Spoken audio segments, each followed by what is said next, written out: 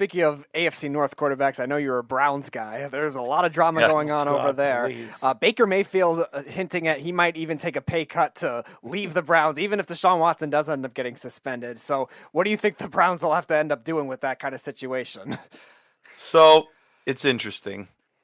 As a Cleveland Browns fan, for a little bit there, it was kind of like what you see in most horror films. The beginning of the movie is, really fun and, the family. Scream. It's the dream scenario. And that's what we were having for a couple years there, where we thought Baker was our guy. We're making the play. We're beating the Steelers in the playoffs. We're like, what? This is amazing. And then all of a sudden you see something move and then something happens and the lights go out. And that's what's happening with the Browns now. I should not be surprised. This is what tends to happen in Cleveland. But for once, I was trying to not be a cynical Browns fan and hope that this was going to be good. And, of course, the other shoe finally fell, and here we are. So, yeah, it's a hot mess. It's a dumpster fire. Whatever you want to call it, that's exactly where we're at. The Browns gave up basically 3 years worth of draft capital to get DeShaun Watson, and also locked him into the largest guaranteed contract we've ever seen. And we might not even get to see him play. So it's a mess. I think you will. I think a lot of these stories are, I wouldn't say they're false, but I mean, if you watch the HBO special, it seems like his lawyer believes that a lot of these stories were brought together. A lot of these girls wanted to date him and wanted some kind of money from him. And listen, I don't think that DeShaun Watson is a good guy, okay? Because 66 women saying that he wanted a massage or something like that, it doesn't make any sense, especially when he's with a beautiful woman who I guess he's engaged with. I have no idea why he would want any of that stuff from any of these women. But again, DeShaun Watson is a pretty sick person. I would say so. Obviously can't get enough of whatever he's doing, but nevertheless, I think he's a talented quarterback, and I don't think it's going to cost him any time off the field this year. I haven't heard anything that the NFL is going to suspend him. Roger Goodell has not come out and said that he's going to be sitting out 6 to 8 games. So it seems like he's on pace to play this year. And is it a good sign for the Browns? I would say he's a better quarterback than Baker Mayfield. There's no question that he is. The question is, if Baker is willing to take less, who is going to take on a personality like that, one? And two, if that team does take him, is he going to go to a team that he fits best with, where he can flourish as a quarterback that he did flourish with the Browns over the last couple of years because of the running game? Yeah, I think there's 3 teams that come to mind as potential destinations for Baker Mayfield. And I think one is more likely than the other 2. The first one is Atlanta. They just brought in Marcus Mariota. We know that it's an experiment. It's a fill-in for whoever their future quarterback is. So even though there's an opening, I think they're more or less in tank mode this year. They want to get one of those top 5 picks next year and really secure some of that top end talent. So I don't think that they're trying to win, and I think the acquisition of Baker would be an attempt to win. The next team would be, I think, more likely would be the Carolina Panthers. Right now, their division is fairly open. You do have Tom Brady and the Buccaneers for this season. But after that, we thought he was going to retire. If that was the case, all of a sudden Tampa doesn't look nearly as appealing. We just mentioned Atlanta. They're not looking too good. And then the Saints right now are kind of in this weird limbo where they think they're good, but I'm not sure that they are. And I don't know where they're at. So I think that one makes a sense to an extent, but they're already paying so much money to so many different quarterbacks that have been these retread guys. So I don't know that they want to go that route again. I think the one that makes the most sense would be the Seattle Seahawks. They have a strong running game. They had a quarterback very similar in his attributes to Russell Wilson. A shorter quarterback who doesn't have this, perfect, size, arm, all that kind of stuff, but has moxie, gets it done, can move around a little bit, but isn't necessarily a runner. So I think he would fit that mold. I think he would fit what they're doing there well. It's just a question of whether they're willing to bring him on and find out. So it's going to be interesting to see how it all plays out. So what are the Browns' best cause of option if Baker, say, doesn't want to play for them? Do they have to trade? They don't have picks to trade, really, because they traded it all for Watson. But do they have to trade players at that point? Do they have to just try to roll with what they have because they brought in Jacoby Brissett as a backup? So what is like the best case scenario, we say, if Baker Mayfield doesn't play? What do they do? What's their next move for Andrew Berry? Yeah, I think he's stuck. I think it's Jacoby Brissett. And, he has starting experience. He was a starter for a few years there in Indianapolis, been a backup in New England and Miami, and he's been a few different spots. I think they have to go that route. But the hard part is this roster, at least on paper, is a playoff roster, ready to go. I mean, you have Myles Garrett, who's arguably the best edge rusher in football right now. They just re-upped Denzel Ward, got him a new deal. Very solid corner. You have Nick Chubb, one of the best pure runners in the game right now. They just added Amari Cooper.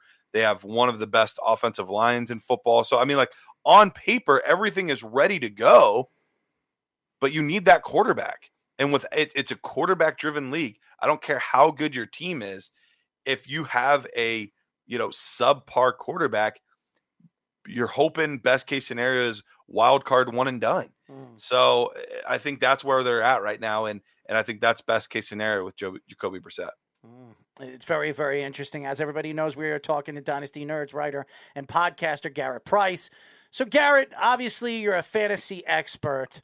When you're looking towards this season, and obviously the wide receivers, and Hopkins is going to be out the first 6 to 7 games, obviously, because of the steroid thing. I'm so surprised with that PED story. Yeah. Really surprised with him. I don't think he needed it, but whatever. And Kyler Murray, who has a lot to prove. They are going to be the regular season Hard Knocks team to watch. It's going to be really fun to watch with Brown there, his best friend. What are your thoughts with the wide receiving core? Who do you think, as far as fantasy is concerned, who you think are going to be the top 3 guys that you would draft in this year's draft? And also the quarterbacks. Is Kyler Murray a big notch player to expect to be a high draft, pick for quarterbacks in this year's fantasy draft? So you're saying the top 3 guys from Arizona? I would say you're overall the top 3 wide receivers that you would draft in this year's draft in fantasy. And do you think Kyler Murray is going to have that breakout season with some of the acquisitions that they made in the offseason? So as far as the wide receivers go, there's a difference between your typical 1 year redraft league and your dynasty league where you're stashing these guys for 6, 8, 10 years on your squad. But as far as redraft goes, just this season, 2022 season, I think you have to look at Justin Jefferson. He's done it back-to-back seasons now. The situation with Kirk Cousins is still the same, but it's a new offense that, if anything, might open it up a little bit more than we saw under Mike Zimmer. So I think Justin Jefferson has to be in the top 3 conversation. But after that, it gets really interesting because you have Tyreek Hill, who would normally be in that conversation, but new team, new quarterback. Tua throwing Jalen Waddle's there. You have Devontae Adams, who would normally be there, but also new team, new situation, all that. And then you have Jamar Chase, who fantastic rookie season, but we've only seen it 1 year. Is it enough to boost him into that top 3? And I think those are the 3 guys that are really going to be fighting for those last 2 spots. If it were me today, it would go Justin Jefferson, Devontae Adams, and then Jamar Chase. Those would be the top 3 for me. Tyreek Hill would be the one that would be left out of that equation right now. And how about Kyler Murray? What are your thoughts to him this year?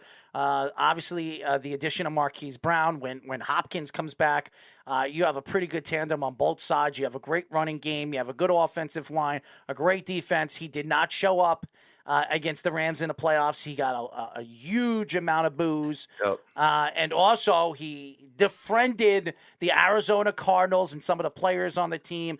And then he requested a $40 million boost of salary this offseason. Where do you see Kyler Murray this year, especially him telling Arizona that he wants a huge pay pay boost. Yeah, so I do think that things can still work.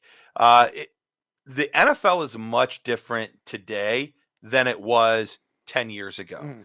And we're seeing that, I think, trickle over from the NBA, where the players are starting to have a little more control of their brand, a little more control of their movement, a little more control over the league, in essence. And so Kyler Murray is trying to make moves, trying to make power plays in order to get himself paid. Is he doing it the way I would do it? Probably not. But that's the attempt here. If he goes out and is still successful, people will forget about it tomorrow. So I do think that this is going to be the addition of Marquise Brown is great for him, because he's what they always wanted Christian Kirk to be, this deep threat to take the top off the defense. And for not being a big guy, Kyler Murray can sling it. He can get it downfield. And I think that that's the connection that they're hoping for. So I think it's going to work out. They still have Zach Ertz there at tight end that they acquired midway through the year. Very, very solid, serviceable. I get that he's older than he once was, but very serviceable. And then you even have a guy like, Rondale Moore that they drafted last year. It hasn't panned out yet, but fun gadget player that is probably going to help his quarterback more than he's going to be necessarily putting up a ton of numbers. And James Conner returned as well. So this offense is really primed and ready to go. And I think Kyler Murray is going to be just fine. So what about from a contract perspective? Because he hasn't gotten the money yet. And then the same kind of thing with Lamar Jackson, too. The two guys that have a lot of fantasy upside because of the rushing yards. So would owners be more reluctant to draft him, or should they be more reluctant to draft him higher as maybe that top 3 type quarterback? Like a lot of people are thinking it's Josh Allen, and then it's a wild card at number 2, number 3 after that because of the rushing ability of those guys. But should you be more careful because of the contract situation? I'm not overly worried. I know a lot of people aren't drafting for their seasons today. If it's a dynasty league, that does play in a larger factor because these guys could end up on different teams. I do think Arizona and Kyler are going to get it figured out, and I don't have any hesitations there. The Lamar situation is interesting because he represents himself, which doesn't happen often. And by all reports, Baltimore's already offered him a hefty sum, and it looks like he's going to be going into this 5th year, which normally things are resolved by year 5 for guys that are going to be staying with their team. And there's a lot still left in the air.